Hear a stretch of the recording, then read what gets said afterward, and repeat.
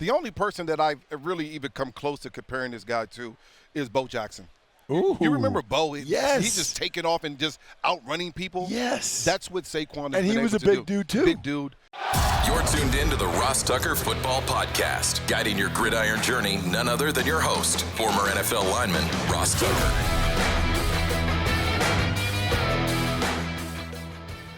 Oh, yeah, it is.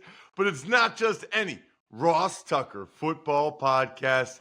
It is a monster Monday, always monstrous Mondays here during training camp because we haven't had a show since Thursday, and a lot happened Thursday afternoon and Friday and Saturday and Sunday. So there's a ton of news to get to, major injuries, significant contracts, crazy Raiders drama. There's a lot to get to after we talk with Brian Westbrook, who had one of the best careers of any Eagles running back ever. He was really fantastic during that stretch from 2000 to 2010. I think a lot of people forget just how good Brian Westbrook was on those Eagles teams in the early 2000s. Always appreciate his perspective on things. Smart guy, Villanova grad, a lot of things going on off the field. Looking forward to talking with Brian. Certainly a lot of news to get to. As a reminder, it is huge for us when you rate and review the show and or subscribe and turn your notifications on and share. You do those things, forward it to me. That the proof of it, ross@rosstucker.com. You'll have a chance to be a winner, and I'll send you one of these signed press passes. I still have some awesome signed press passes from last year. If you'd rather have a football card or a picture, we can do that as well. You can check me out on social media at Ross Tucker NFL. We are at Ross Tucker Pod. And of course, love everybody that watches now on YouTube, youtube.com/Ross Tucker NFL. Make sure you're subscribing and turn the notifications on so you know when a new episode or video has been posted. It's Brian Westbrook. It's Big Show time. The Big Show. All right, another guy that played during my era that was so fun to watch in a lot of different ways. One of the best Philadelphia Eagles ever. His name is Brian Westbrook, and he's teamed up with Chewy, the #1 online pet retailer. All right, I got to admit something, okay? When Brian came up here and he had the Chewy T-shirt on, See it. I thought it was like those Chewy granola bars. I go, oh, I love Chewy bars. And he's like, it's pet food, man. Yeah, the pet food, but yeah, but I do love those bars too, though. So yeah, that is a good grab. All right, so I always like to ask guys first this. A lot of people remember you, a huge fan of what you did, obviously, primarily in Philly. What are you up to now? What do you spend most of your time on?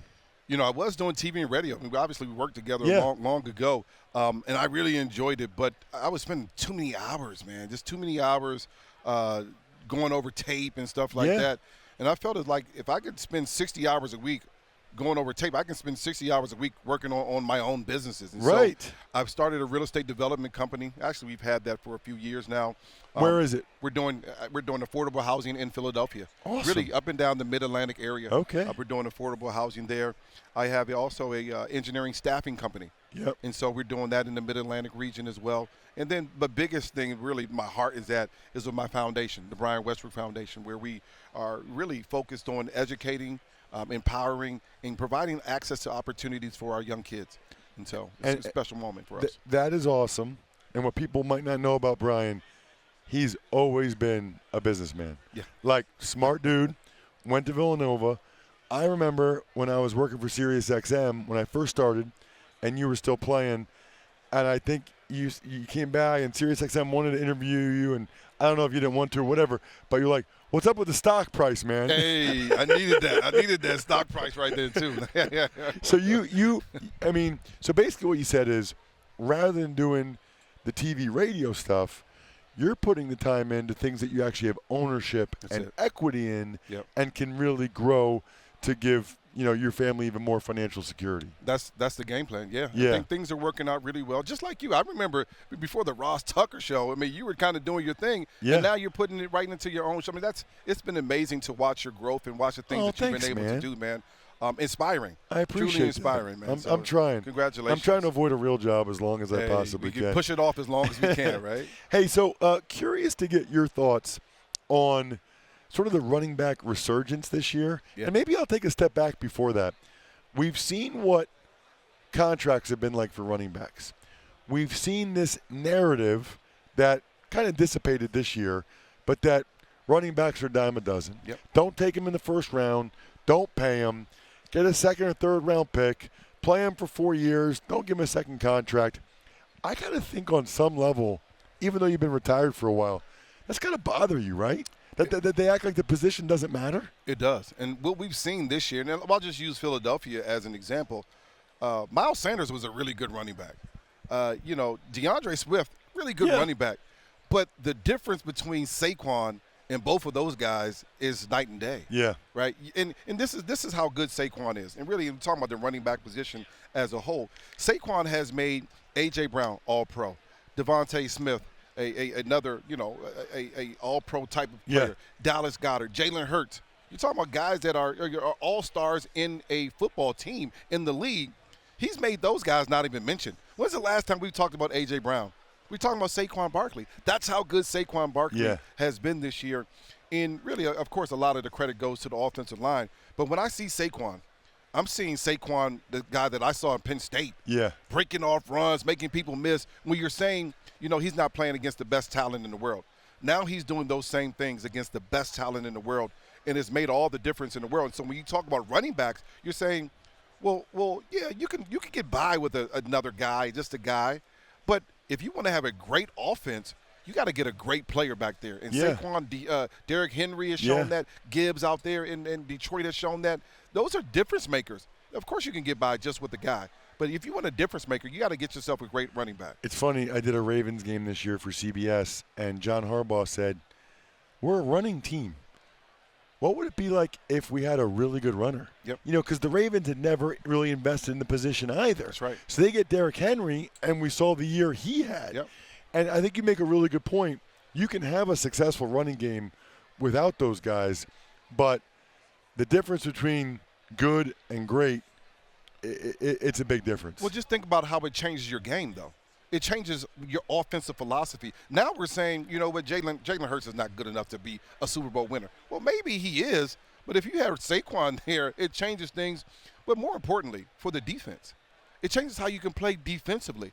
You know that your team offense is going to take up some time. You know they're going to run the football. You know that this team is able to score some points. Defensively, play differently.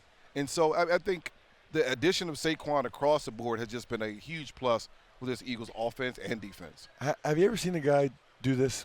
Like, can you think of a guy, this many house calls, this many? Because I tell people all the time, it is so hard to have a 60 or 70-yard rushing touchdown in the NFL. Yeah. So hard because the safeties, the corners, they have angles. It just doesn't have – I can't remember another guy.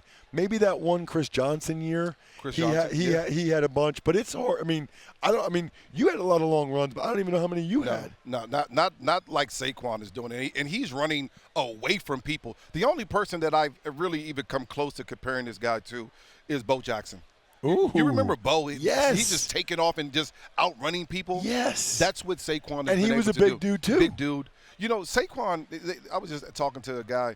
He said, what about Saquon's game do you love? I said, well, he's big. He's 230. Yeah. He's quick. He's fast, long speed. He's explosive. He has great burst. He catches the ball out of the backfield. He can make you miss. He does everything that you want a running back to do. There's no weakness there. He pass blocks. Yeah. He does exactly what you want him to do offensively, and so that's why he becomes a special player. I saw him the other day. He's a good, they say 233. At least. That is a big dude, a big man. dude. Big dude. It's really fun to watch him. It's been awesome.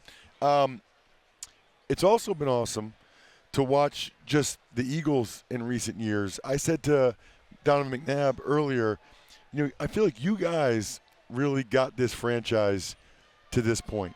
Your era and going to Super Bowls, going to NFC Championship games. I grew up an Eagles fan, and Eagles were never winning playoff games. They were never. The 80s, nope. The 90s, I think they won 1 or 2 playoff games. Watching the team now, do you take some pride in what they're accomplishing now on an almost yearly basis? I take pride in the fact that they're relevant. To your point, they're relevant. Yeah. I mean, 3 Super Bowls in the last 7, 8 years. Yeah. That makes a team relevant. But as a former player that goes back all the time, it's just fun to be around good guys and good team, good football. And so, the one thing that we had during that 10-year stretch, 2000 to 2010, we had a team that was always going to make the playoffs. We already knew going into the season, for the most part, we were going to make the playoffs. Now, the question was always, are you going to have home field advantage? And that's what it's been like in Philadelphia the last 10 years. You're saying this team is good enough to make the playoffs. Now would they get home field advantage, and how far would they go in the playoffs and hopefully make it to the Super Bowl? And so Howie Roseman has done a great job. You give him a bunch of credit. But also you talk about the leadership, guys that have been there. Lane has been there. Yeah. You talk about, obviously Kelsey's gone, but he's still around. You Yeah. talk about, Jordan Mailata, he's still there. He's been around for a long time. BG. These guys have been around and been the leaders of this football team. Slay. You need to have that continuity. And then you look at some of the young guys. The young guys that haven't gotten paid yet, these guys from Georgia, they got their first-round money. But you're talking about guys that are contributing early. Back in the day, you didn't necessarily always have that. And they have a good mix of young guys and older guys that are getting it done. What do you miss the most about football, if anything? Payday, the one thing you miss the most. But I think you miss being around the guys, right? I mean, you spend, 16 hours a day around your guys, your friends, hanging out, joking around, practicing, playing ball. Yeah. You miss that a bunch. And that's why you come to events like the Super Bowl and you enjoy it so much, because you have a chance to see your guys again. And you're talking about ball. Yeah. And that's what you kind of grow up doing. That's what you love the most. Hey, Brian, thanks so much for coming on the show, man. I really appreciate it. Anytime, brother. I'm so proud of you, man. Thanks, man. Likewise. All right, let's dive into the news. But first, let's go over some simple math here. Beer is good. Labatt Blue Light is especially good. Free stuff, really, really good. Thanks to my friends at Labatt, they have combined all of these things. It's called Buy Beer, Get Gear. All you need to do is go to rewards.labattusa.com. If you get nothing else from this episode, go to rewards.labattusa.com. Try to get the fridge. Try to get the cooler backpack, which I've been waiting for my whole life. Buy beer, get gear, rewards.labattusa.com. Tuck's Takes. All right, Ross, some injuries around the league at the start of training camp. Jets quarterback Justin Fields, he suffered a scare with a dislocated toe. Texans running back Joe Mixon, he's out an extended time with a foot injury. And Rams quarterback Matt Stafford, he's now week to week with a back injury. Well, that Justin Fields news was very scary for a few hours there. I thought, uh-oh, this doesn't sound good. And it came out actually pretty shortly, I think, Jack, after we recorded on Thursday morning with Greg Cosell. It was Thursday morning, and it was like carted off. And you always have to be careful this time of year with all the carted off stuff, because in and of itself, that doesn't mean anything. That means, why are you going to have this guy that has any ailment going on? Why are you going to have him walk all the way from training camp to the locker room? You're going to put him on a golf cart and drive him in. So that doesn't mean, it's not the same as a guy, having a season-ending injury. But it seems like the Jets really dodged a bullet there, because that would have been bad. Now, I'll still say this. I think, I saw where Dr. Chow, who's the best at these things, Pro Football Doc, SportsInjuryCentral.com, he said, that he's not worried about it, and Justin Fields is kind of day-to-day and should be ready for the first game. He's already been out there since then, doing some light drills and stuff, which is a good sign. My only question there is, does it affect his mobility at all? Right? Like, I know he's out there. I know they say it's not a big deal. That's all fine. And I just want to know, will it have any impact? Could it reoccur? Could he dislocate it again, or could it affect him when he really needs to take off and run? Because that's like Justin Fields' best thing. I still think that's his best attribute, is just how good of a runner he is and how fast he is. As for the Mixon news, but by the way, the Mixon and Stafford news, Jack, are both super intriguing, right? For different reasons. Mixon, he's on NFI, which means he suffered this foot injury, ankle, whatever they're calling it, away from the team facility. And so on NFI, they don't have to pay him. And I don't know if they are or will or whatever, but also, now they're saying they're hoping he's back for the first game. That doesn't sound good. And I guess he hurt his foot ankle twice last season. So I'm assuming this is related to that. But they put him on NFI, which means it happened away from the facility. There's a lot of details there that we don't have. That's kind of a common theme today, by the way, is details out there that we don't have, that we would like to have, that would be helpful to have. But especially when it comes to injury information, there's really nothing, obligating the teams to give more information at this point, right? Like, they don't have to offer up more information than is necessary. And so why would they? Why do you want whoever your opponent is week one to know exactly what Joe Mixon's injury is and how it happened, all that stuff? That just puts you at a slight competitive disadvantage, and teams aren't going to do anything like that puts them at any type of disadvantage like that. Then, so we'll see what happens with Mixon, but this is absolutely one to watch. And then the next one, Jack, that you referenced, Stafford went from hopefully be good by the end of the week to now he's week to week with Sean McVay saying the goal is he's ready for week one. Whoa. For a guy that just got a new contract, and you're talking to a guy that's a former back injury guy, or you're not talking to me, you're listening to me, although I feel like we talk to each other when we're on the show, this is now a red flag.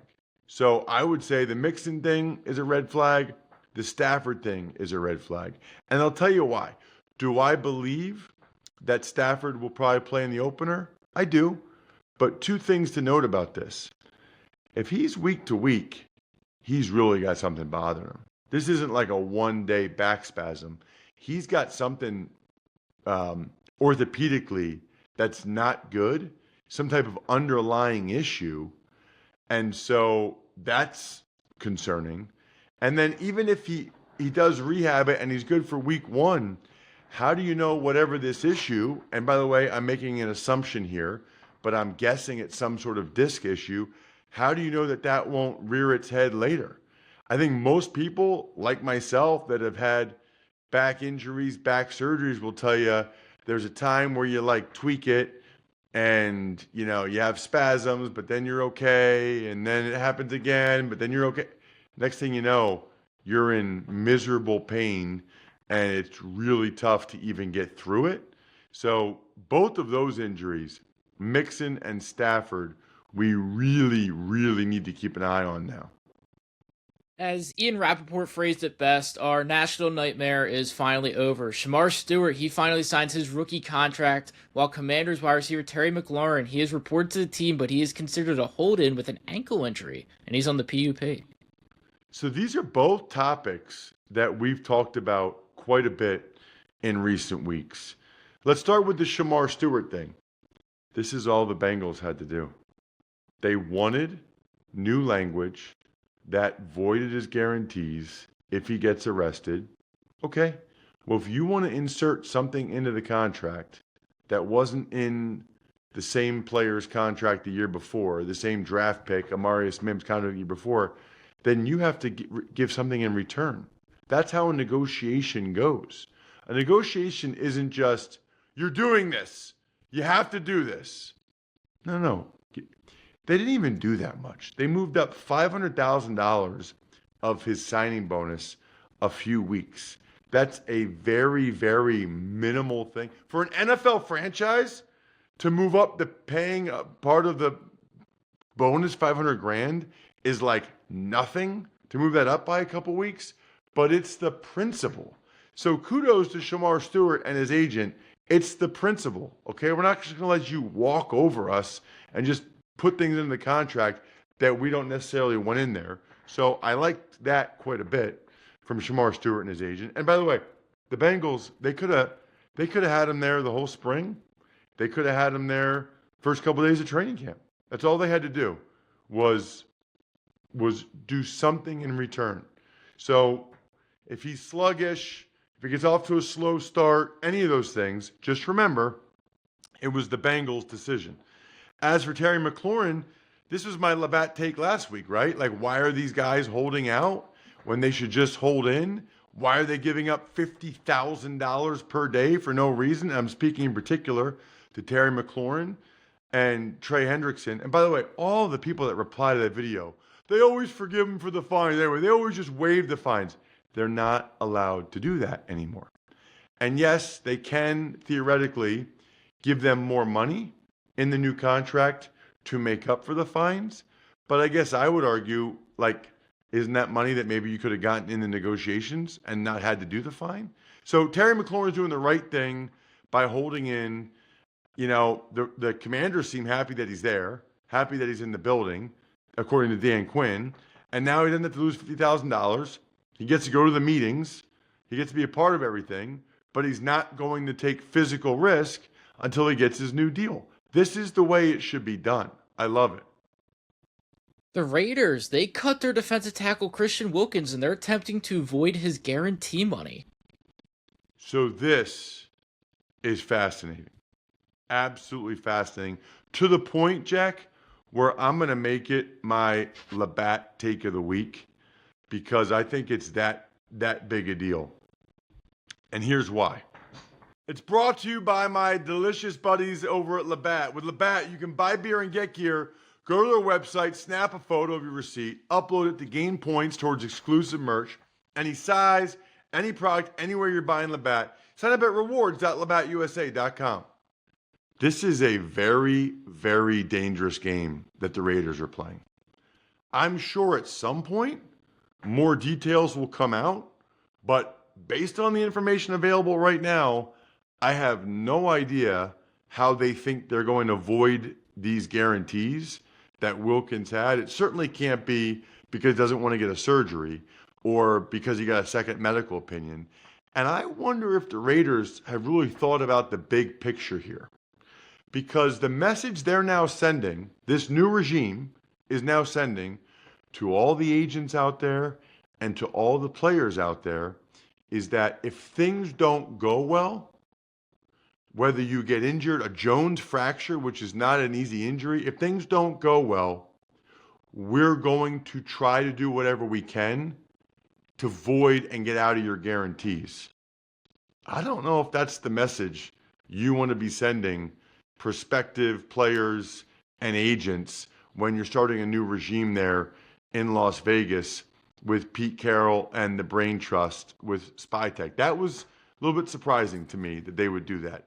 That is one also, Jack, where more information is going to come out, more details. I saw where Josina Anderson said that maybe there was an altercation with a teammate. We'll have to see, whatever it is, because this is very, very rare for a team to try to void guarantees like this when a player has not, gotten in any type of legal trouble. There were a lot of big extensions over the last couple days, Ross. That includes Cowboys tight end Tyler Ferguson. Chargers make Rashawn Slater the highest paid tackle ever. Dolphins, they extend safety Minkah Fitzpatrick, and the Vikings with their safety Josh Metellus. Right, so the Minkah Fitzpatrick one was he had no guaranteed money left. So the Dolphins guaranteed a bunch of money this year, which, by the way, they didn't have to do. And I don't really know why the Dolphins would do that, but they did. The Dolphins are big on giving out money that they don't have to give out. Jalen Ramsey last year, Tyreek Hill last year, that's kind of their MO, is they give out money to people to try to keep them happy even when they don't need to, which I don't know. Metellus has turned into a very good player for the Vikings. I think he's perfect for Brian Flores' defense. Slater, there's a lot of lessons there. A lot of people didn't think Slater could play tackle. They thought his arms were too short. Now he's the highest paid offensive lineman ever. How do you like them apples? That reminds me of the A.Q. Shipley interview a few weeks ago, and A.Q. Shipley said he thinks it's the most overrated thing. And congratulations, too, to Tyler Ferguson on getting that contract. Evidently, the Cowboys can do some contracts early if they elect to, just not their best players. And some transactions around the league. The Titans, they signed defensive lineman Jihad Ward. Dolphins, they bring in quarterback Jack Jones. Browns linebacker Jordan Hicks is retiring. And the Dolphins, they also signed quarterback Mike Hilton. Right, so this is like one of those desperate times call for desperate measures things for the Dolphins. They already were in a bad place at corner. And then Artie Burns got hurt. Cater Kuhu got hurt. So now Hilton, if Kohu's out for a while, Hilton can help there. Jack Jones is like very talented but troubled. But at this point, the Dolphins, they don't have any better options, and they need someone that can play. And Jack Jones can play. He just has some off-the-field issues that teams struggle with in terms of professionalism. Other than that, I think we're done here. Thanks for tuning in to the Ross Tucker Football Podcast. Make sure to also check out Even Money, Fantasy Feast, and College Draft, all on the DraftKings Network on Samsung TV Plus, YouTube, or subscribe to the podcast on your favorite platform. Shout out myfrontpagestory.com. It is the best gift you could ever get any loved one ever. myfrontpagestory.com. Backofficeschedule.com, humanheadnyc.com, Sporticulture, Pizza Boy Brewing.